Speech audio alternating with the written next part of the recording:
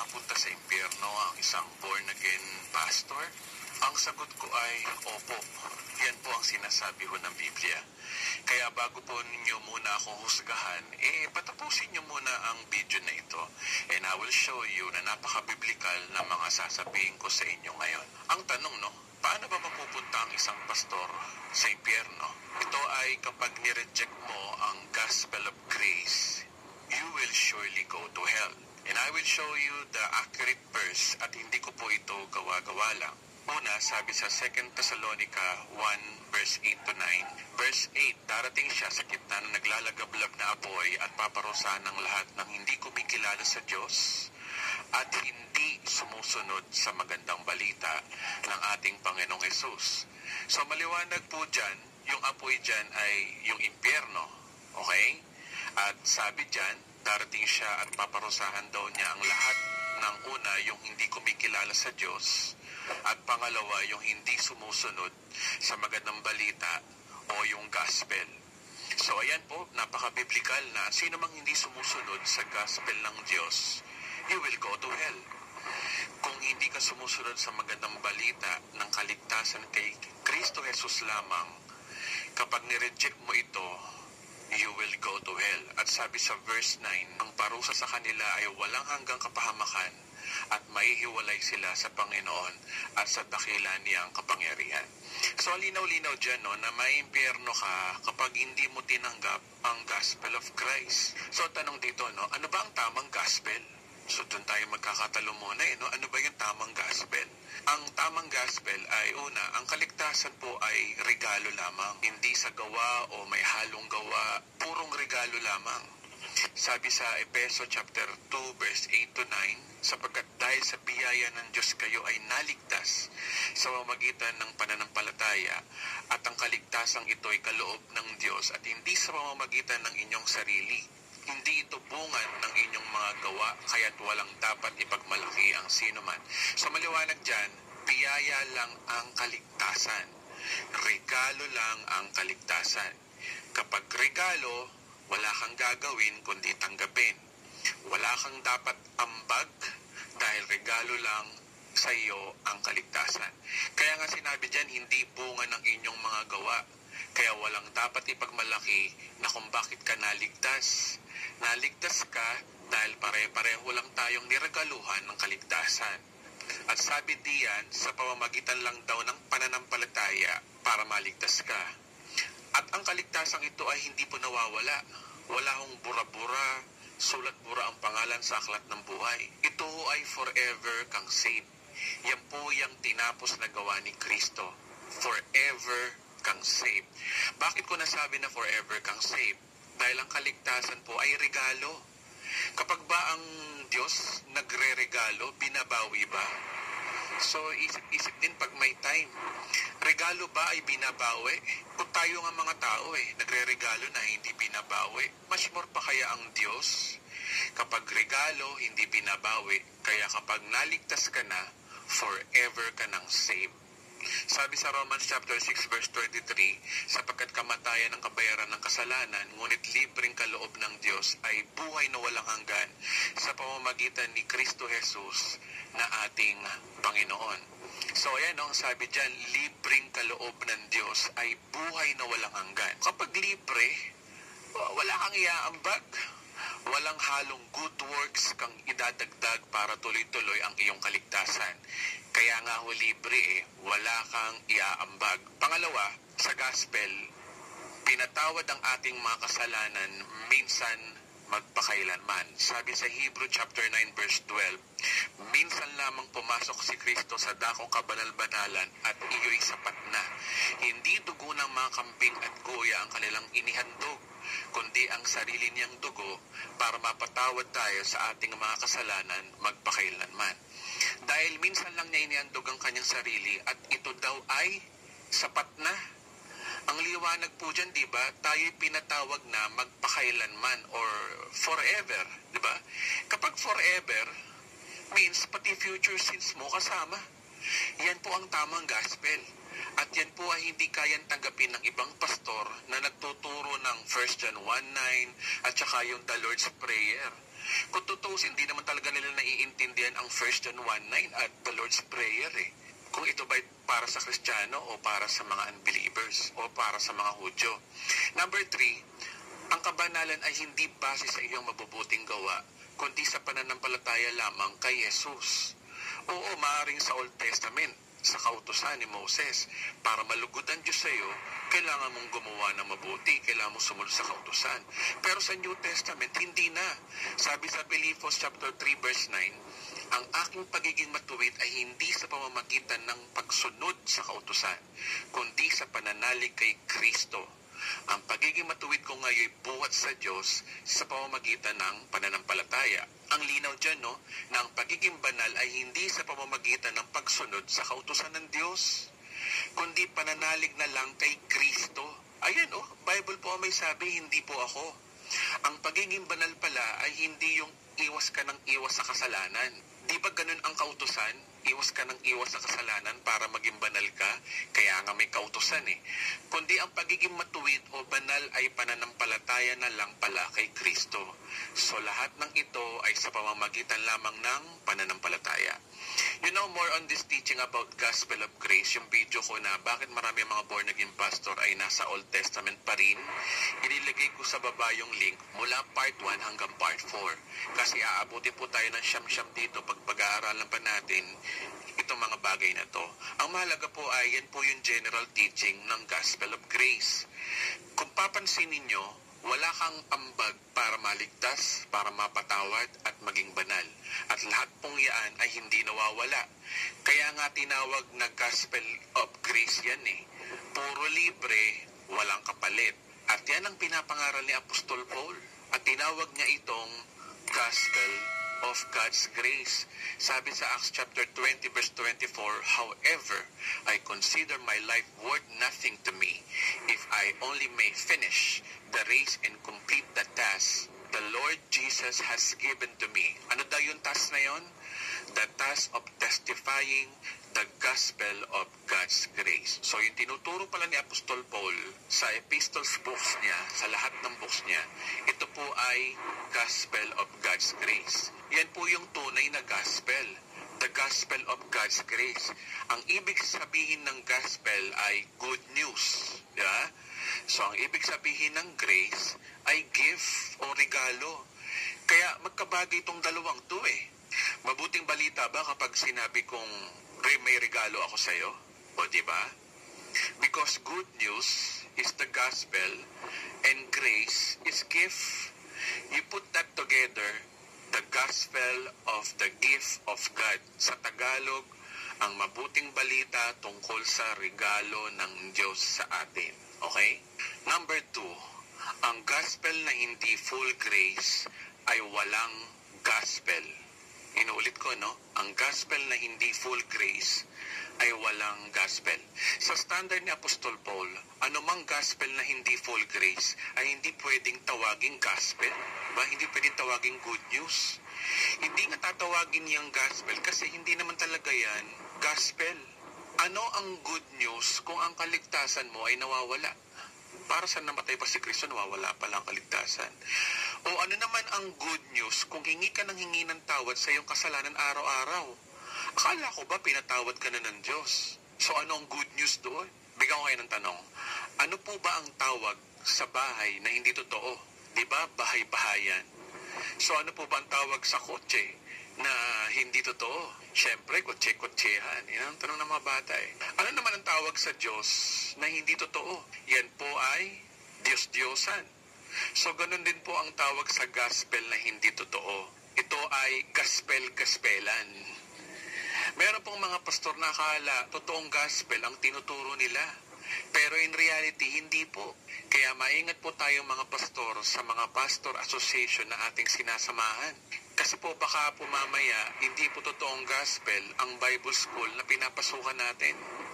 Kaya nga ang sabi ni Apostol Pablo, kapag ang gospel ay hindi full grace means purong biyaya lamang, purong regalo lamang. Hindi po totoong gospel. There's only one gospel.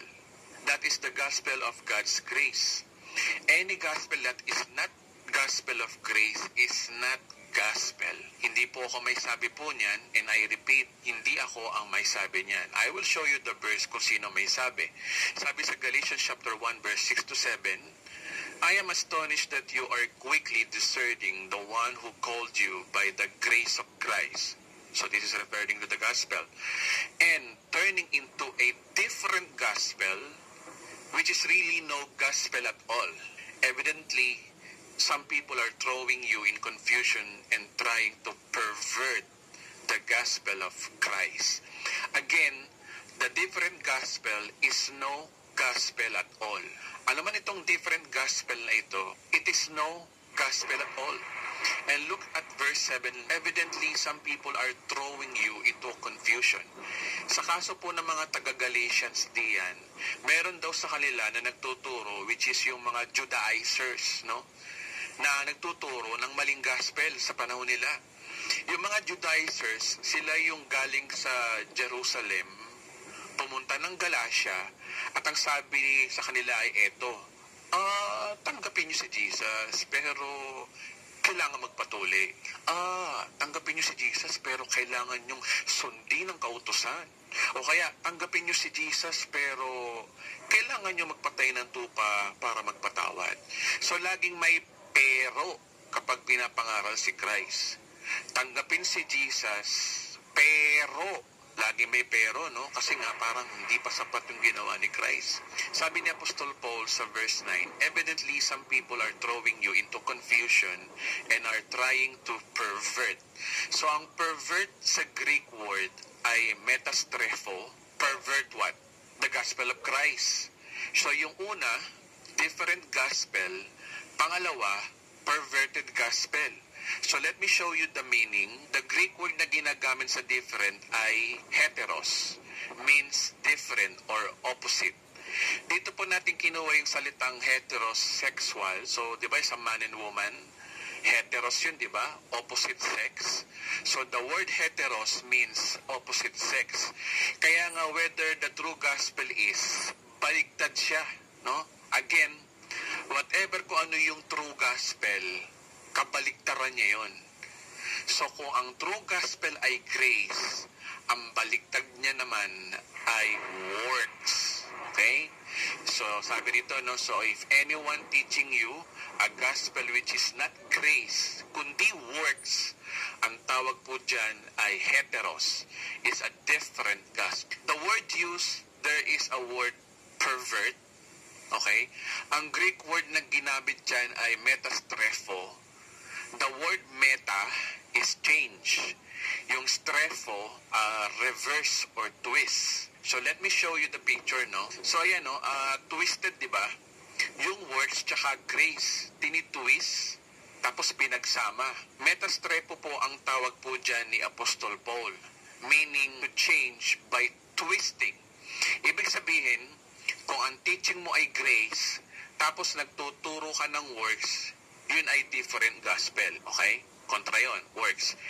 Again, kung ang teaching mo ay grace, tapos nagtuturo ka ng works, different gospel yun. Ang ito naman, kung ang teaching ay grace, sinamahan mo ng works, ang tawag po doon ay perverted gospel. Again, kung ang teaching ay grace, sinamahan mo ng works, ang tawag po dyan ay perverted gospel. So let me show you the diagram here para makita nyo, no? So ang true gospel po ay full grace. By grace, full grace. All God, no man. Okay? So ang different gospel po, yung kulay green, ay no grace. It means all man, no God. Bigyan kayo ng halimbawa ng mga turo ng mga different gospel. Para maligtas ka, kailangan mong maging mabuti. So, walang Christ mabuti lang, good works lang. O kaya, para maligtas ka, umanib ka sa aming iglesia. Di ba? O kaya, para maligtas ka, good works at sipag at tiyaga lang yan. O, di ba? O kaya, para maligtas ka, magtunit ka sa simbahan ng mga upuan. O kaya, para maligtas ka, magpamisa ka. Meron pa, para maligtas ka, huwag kang magkakasala. Pwede ba yun? Pwede ba yun? para maligtas ka, damitan ng mga walang damit, dalawin ng mga nasa kulungan, pakainin ng mga nagugutom. Yan po ay different gospel. Ang half grace naman ay half God o half man.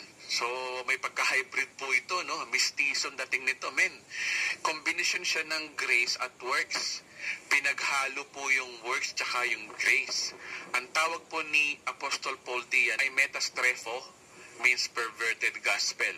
Yan po ang pinakadelikadong turo sa panahon natin ngayon. Kasi identify din naman natin yung turo ng different gospel, di ba, na mali. Pero meron na po ngayong bagong kalaban ang gospel. Ito po yung perverted. And that is very dangerous. At marami pong mga born-again pastor sa buong mundo ang nabudol dito. Marami pong denominasyon ng mga born-again Christian ay perverted gospel. Yan pong metastrepho, very dangerous kasi pinapakita si Jesus, binabanggit din ang finished work, pero yun, yung pamatay doon, yung pero. Kasi ang sima nun, laging may pahabol. Bigyan kayo ng halimbawa, tanggapin mo si Kristo, pero dapat hindi ka nagbabackslide, kundi maimpyerno ka dahil nawawala ang kaligtasan. Diba? O kaya, tanggapin mo si Kristo, pero huwag kang iinom o maglalasing, kundi maimpyerno ka dahil nawawala ang kaligtasan. Tanggapin mo si Kristo, pero kailangan mong umattend ng church para sure ang iyong kaligtasan. O, diba? May karugtong.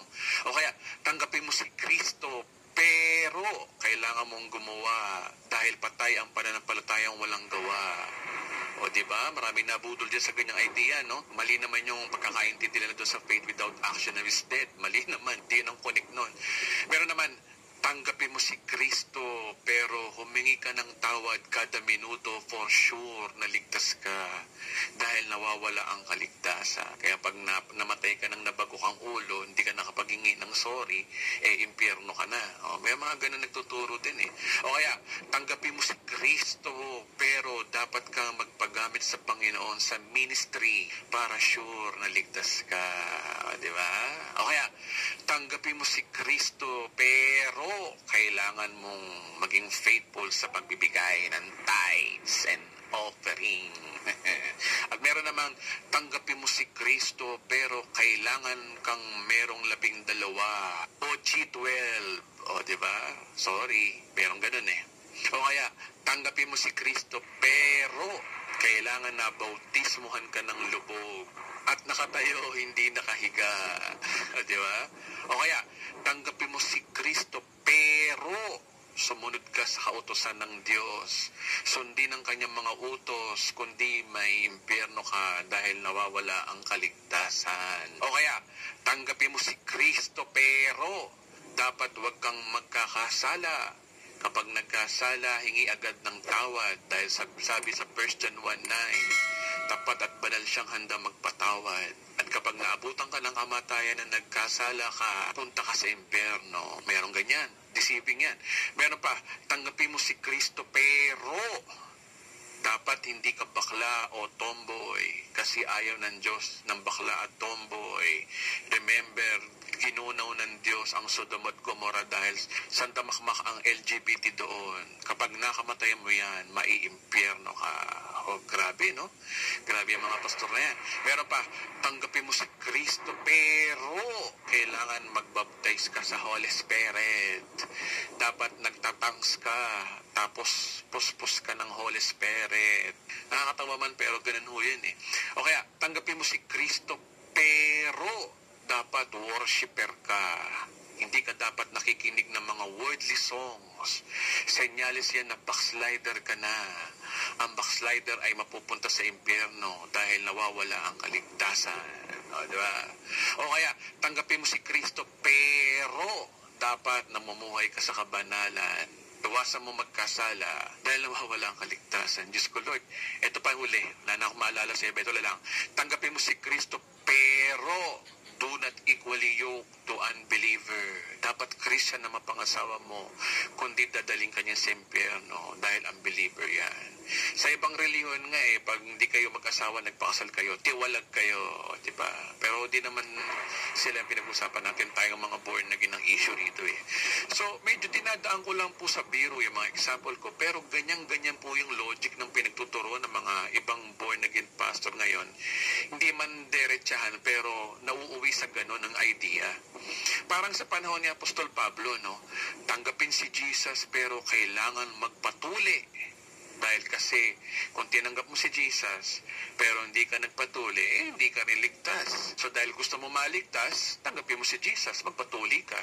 Acts chapter 15 verse 5, sabi dito, no? Ngunit tumayo naman ang ilang mananampalatayang kabilang sa pangkat ng mga Pariseo ang kanilang sinabi, kailangan tuliin at utusan tumupad sa utusan ni Moses ang mga hentil na sumasampalataya. O diba noon palang may perverted gospel na? Sabi ng ibang mga Pariseo na yung mga believers daw, kailangan daw tuliin at utusang tumupad sa kautusan ni Moses ang mga hentil na believers. So, mo, believers ka na, under the grace ka na nga, hahaluan mo pa ng law of Moses. Kaya nga yung mga Kristiyano nung araw, sinulatan sila ni Pablo ng ganito dahil sa mga perverted gospel na ito. Sabi sa Galatians chapter 5 verse 2, sabi ni Pablo, akong si Pablo ang nagsasabi sa inyo, kapag nagpatuli kayo, pinabaliwala ninyo si Kristo. O diba? Sabi sa verse na yan, no? Kapag nagpatuloy daw ang mga believers na tumanggap na ng grace nung araw, they reject Jesus Christ. O diba? O diba you are rejecting Christ if you are adopting the perverted gospel?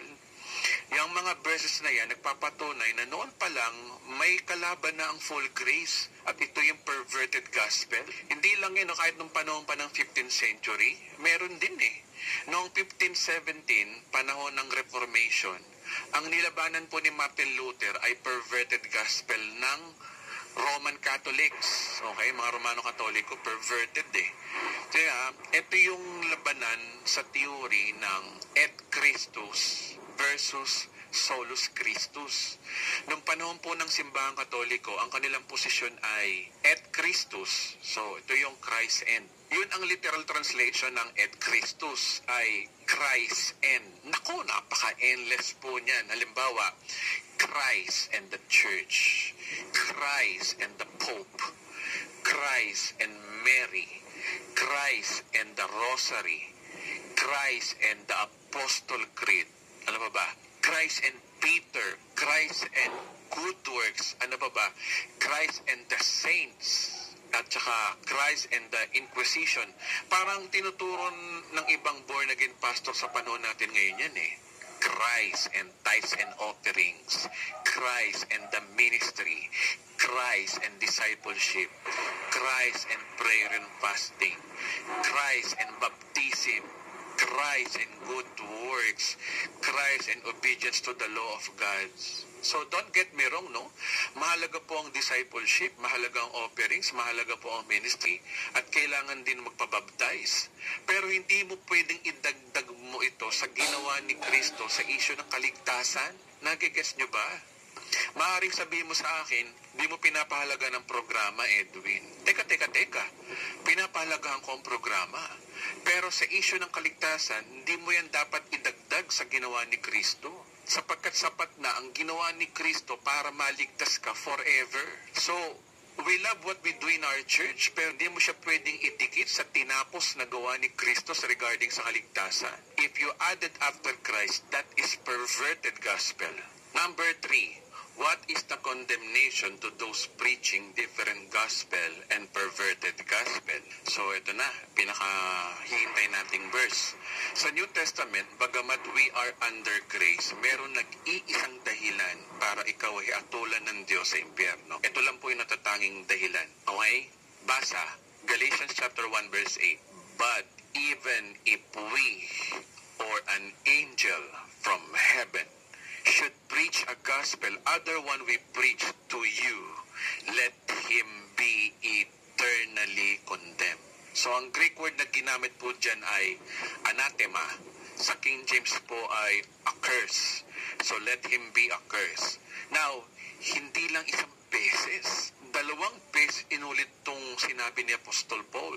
Tingnan niyo yung verse 9, sabi, as we already said, so now I say again, if anyone is preaching to you a gospel other than what you accepted, let him be eternally condemned. Hindi po kami sabi, yan po Bible may sabi. Ang sabi dyan, as we already said, so now I say again.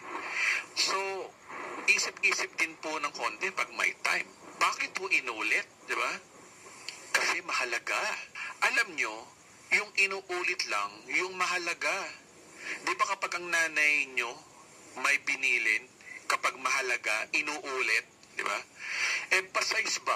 Yung ine-emphasize dyan eh. So sabi sa verse 9, we already said, so now I say again, if anybody is preaching to you a gospel other than what you accepted, let him be eternally condemned. So Greek word po ay anathema, sa King James, be accursed. So ano po ibig sabihin po ng anathema?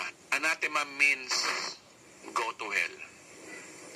That is why if you reject the true gospel, which is the gospel of grace, you will go to hell. Hindi ko po kagustuhan sabihin ito sa inyo mga kapatid kong mga Pilipinong born-again pastor. Ako rin po ay nasasaktan sa mga sinasabi ko sa inyo. Ang mahalaga, maitulak ko na kayo sa pagsusuri. Mag-research na kayo tungkol sa gospel of full grace. Nasa huling araw na ho tayo. I-upgrade na po natin yung mga nalalaman natin kasi yung mga nakagisnan natin, baka yan pa yung ikapahamak natin. Teka, Edwin. Di ba sabi sa Bible, sa Romans 8:1, so there is no condemnation for those in Christ Jesus? Mga born again kami, di ba? Bakit kami mga pastor ay pwede pang mapunta ng impyerno? That is a good question. Oo nga naman, di ba? Pero ang tanong, talaga, may tuturing bang totoong born again ang nagtuturo ng maling gospel? Isipin niyo yun. Bagamat totoong sinabi sa mga New Testament believers na there's no condemnation in Christ Jesus, pero may condemnation sa mga nagtuturo ng maling gospel. Bible po may sabi. At kapag maling gospel ang tinuturo mo, malamang maling pananampalataya din ang pinaniniwalaan mo. At kapag mali ang pananampalataya mo regarding sa kaligtasan, ibig sabihin nun, hindi ka pa totoong born again. At kung hindi ka pa totoong born again, you are not yet in Christ. Kasi mali yung pananampalataya mo sa kaligtasan Kaligtasan pa yung mali sa'yo. Yung pa yung delikado. Magkamali ka na sa ibang doktrina, pero pagdating sa kaligtasan, kapag mali ka, you are not yet in Christ. Kaya ang nagtuturo ng maling gospel ay wala pa kay Kristo. Yan po ang napakasakit na katotohanan. Kaya nga totoo nga sinasabi sa Romans chapter 8:1 na there's no condemnation for those in Christ Jesus. Ito po yung pangako lamang sa mga genuine believers. Di ba? Genuine believers, there's no condemnation. Pero sa mga hindi believers, may condemnation yun. At kasama din doon yung maling gospel. Maaring born again ka nga sa mata ng tao, maaring born again ka lang dahil meron kang license to preach, maaring born again ka lang dahil graduate ka lang sa kilalang Bible school. Pero sa mata ng Diyos, hindi pa po. Dahil maling gospel ang tinanggap mo, kaya magtuturo ka rin ng maling gospel. Yan po ang masakit na katotohanan sa bagong tipan. At marami pong mga born again pastor, akala nila okay na sila. But they are deceived. Kahit ako po, nung binabasa ko ito sa Greek, halos 3 buwan, 3 months kung hindi matanggap ang turong ito sa totoo lang. Isa po akong born again Christian Bible teacher. Matagal na po akong nagtuturo. At isang buwan akong struggle sa isang katotohanan na hindi ko matanggap ito noong una. Isa pa nga ako sa nanglalait sa mga full grace Merong pastor na nagtuturo ng full grace. Binabanatan ko sa Facebook Ako na yung numero 1 hindi naniniwala dito noong una. Pero ngayon, salamat sa Diyos, piniliwanag din ng Diyos sa akin. Alam niyo po, na aalala ko dahil marami na rin po akong mahal sa buhay na born again na. And yet, they are under the perverted gospel churches. Ito ang nakakasyak mga kapatid, mga kababayan. At ito po ay isang katotohanan. Maraming mga born again pastor, teacher at evangelist ang mapupunta sa impyerno. Because they are totally rejecting the finished work of Christ. Kung ikaw ay isang born-again pastor na nagtuturo na nawawala ang kaligtasan, you are rejecting Christ. Kung nagtuturo ka na pinatawad lang ni Kristo ang iyong kasalanan hanggang present time at hindi kasama ang future, you are rejecting Christ. Kung nagtuturo ka na ang pagiging banal ay sa pamamagitan ng pagsunod sa kautusan, you are rejecting Christ. Kung nagtuturo ka na hindi sapat ang pananampalataya lamang, kundi dapat may halong sipag at tiyaga ng gawa, you are rejecting Christ. Dahil para mo na rin sinabi na kulang pa yung ginawa ni Kristo sa krus ng Kalbaryo para maligtas ka, mapatawad ka, at maging banal ka. That is the biggest insult to Jesus Christ. Alam niyo po, napakaselan po ng Diyos tungkol sa kanyang anak, lalo na sa tinapos niya sa krus ng Kalbaryo. Hindi ka pwedeng pumunta sa langit at the same time you are insulting Christ. Those who are watching this video, kaya ko ito sinasabi dahil mahal ko po ang mga pastor dito sa Pilipinas. Hindi gusto ng Diyos na pumunta ka ng impyerno. But if you reject the true gospel that God has provided through Apostle Paul, by preaching the wrong information or wrong gospel, sabi ni Paul, anathema, be accursed, you will go to hell. Siguro nabasahin natin sa ibang version tong verse na to, no? Sabi sa Galatians 1:8-9, sa good news, sabi, but even if we or an angel, pati rin pala ang anghel, no? Pwede rin mapunta sa impyerno kapag mali yung turo eh. Again, but if we or an angel from heaven should preach to you a gospel that is different from the one we preach you, may he be condemned to hell. Verse 9, as we have said it before, and now I say it again, if anyone preaches to you a gospel that is different from the one you accepted, may he be condemned to hell. Ayan po ang linaw. So this is the accurate translation talaga. May he be condemned to hell. Mapa-Greek, mapa-popular translation man. So there are few things you just not simply compromise. The gospel of grace is one of them. Napakahalaga po ng salvation. You just not compromise it. Sa dami nating tinuturong doktrina ng Biblia, huwag tayong sumablay sa salvation kasi po salvation po ay pinakamahalaga. It is just the heartbeat of God, yung the real gospel. Ang sabi nga ni Apostol Paul, mas mahalaga pa ito kasi sa kanyang buhay. Sabi rito sa Acts 20:24, but one of these things moved me, neither I count my life dear unto myself, so I might finish my course with joy and the ministry which I received to the Lord Jesus to testify the gospel of grace. Di mahalaga ang kanyang buhay, may pahayag lang niya yung gospel of grace. Okay na raw sa kanya yun. Kaya super important ang gospel of grace.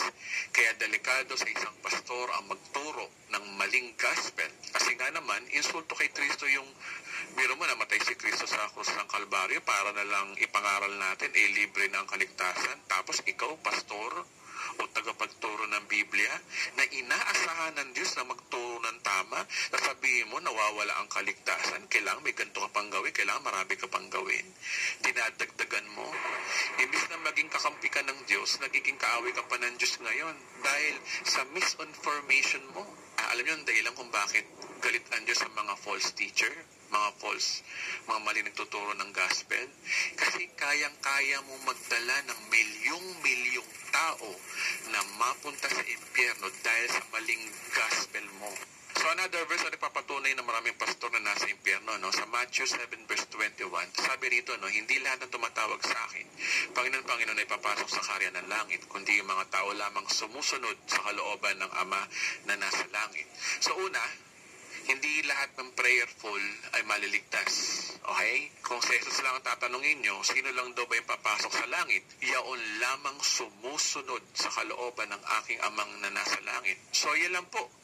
Very strict. Yun lamang sumusunod sa kalooban ng aking Ama na nasa langit. So ang tanong, ano ba ang kalooban ng Ama? So dyan nagkakatalo tayo lahat eh. Interpretasyon na kung anong kalooban ng Ama eh. So paano ba natin malalaman ng kalooban po ng Ama? So ngayon, ang importante, kung ano yung sagot po ng Biblia po dyan. Hindi po ang pastor ang magsasabi o Bible teacher o evangelist ang magsasabi kung anong kalooban ng Ama. Ito ang kalooban ng Ama. Dapat sundin mo ang buong Biblia. Yan ang kalooban ng Ama na sinasabi diyan. O kaya, ito ang sinasabi ng Ama. Huwag kang magbabackslide. Yan ang kalooban ng Ama. So, hindi po dapat pastor ang magsasabi ng kalooban ng Ama, kundi si Jesus mismo. Basa, John 6:40, sapagkat ito ang kalooban ng aking Ama, ang lahat ng kumikilala at sumasampalataya sa anak ay magkaroon ng buhay na walang hanggan at muli kong bubuhayin sa huling araw. So ano daw yung kalooban daw ng Ama? So ano daw? Ano daw yung kalooban ng Ama? Sapagkat ito ang kalooban ng aking Ama, ang lahat ng kumikilala at sumasampalataya sa anak ay magkaroon ng buhay na walang hanggan. So yung sinasabi pala ng kalooban ng Ama sa Mateo 7:21 ay kumukunik sa tamang gospel. So ano ba ang tamang gospel? Ang lahat ng kumikilala at sumampalataya sa anak ay magkaroon ng buhay na walang hanggan. O diba yan ang mensahe ng gospel of grace? Pananampalataya lamang kay Kristo ang kaligtasan. Kaya tungkol sa gospel ang kalooban ng Ama, in Christ alone, by faith alone, by grace alone. So balikan uli natin na Matthew chapter 7. Sa 22 na po tayo, no? Sa araw ng paghuhukom, marami magsasabi sa akin, Panginoon, hindi po ba kami nagpahayag ng mensahe mula sa Diyos, nagpalayas ng mga demonyo at gumawa ng mga himala sa iyong pangalan? So yan po ba yung religion? Diba? Mga pastor yan, diba? Imposible naman ng pari yan. Kasi nga, pwede rin, pero karamihan dyan, diba? Evangelist. Basahin ulit natin. Sa araw ng paghuhukom, marami magsasabi sa akin, Panginoon, hindi po ba kami nagpayag ng mensahe mula sa Diyos, nagpalayas ng mga demonyo at kumuha ng himala sa iyong pangalan? Ngunit sasabihin ko sa kanila, hindi ko kayo nakikilala. Lumayo kayo sa akin, kayong mga gumagawa ng kasamaan. So ano daw yung evil doers na sinasabi dyan? Yung mga hindi tumutupad sa kalooban ng kanyang Ama. Ano ba yung kalooban ng Ama? Yung manampalataya kay Kristo. So kung hindi ka pala mananampalataya kay Kristo lamang, ikaw yung evil doers na sinasabi dyan. O diba, mga pastor evangelist lang nakakagawa niyan, yung nagpipreach ng mensahe mula sa Diyos, nagpalayas ng mga demonyo, at gumagawa ng himala sa iyong pangalan. Mga boy, naging pastor lang naman nagpapalayas ng demonyo ng mayroong in Jesus name, diba? At maraming pastor, evangelist, Bible teachers ang haharap sa Panginoon balang araw at magsasabi, Lord, mga pastor kami. Nagtuturo kami ng katotohanan. Nagtuturo kami sa magitan ng iyong pangalan. Di ba nag-perform kami ng deliverance? Dahil sa amin, napuspos ng Holy Spirit ang mga tao sa buong congregation. So, ang sabi sa kanila, ngunit sasabihin ko sa kanila, hindi ko kayo nakikilala. Lumayo kayo sa akin, kayong mga gumagawa ng masama. So, ano yung gumagawa ng masama dito? Yung hindi sumusunod sa kalooban ng kanyang Ama. So, ano ba yung kalooban ng kanyang Ama? Yung manampalataya sa tinapos na gawa ni Kristo. Ano ba yung manampalataya sa tinapos na gawa ni Kristo? Yung gospel of grace. Sa madaling salita, yung mga evil doers na sinasabi rito ay yung hindi nananampalataya sa gospel of grace. Unfortunately, hindi sila napunta sa langit. They are religious but not righteous. Dahil hindi nila sinunod ang kalooban ng Ama.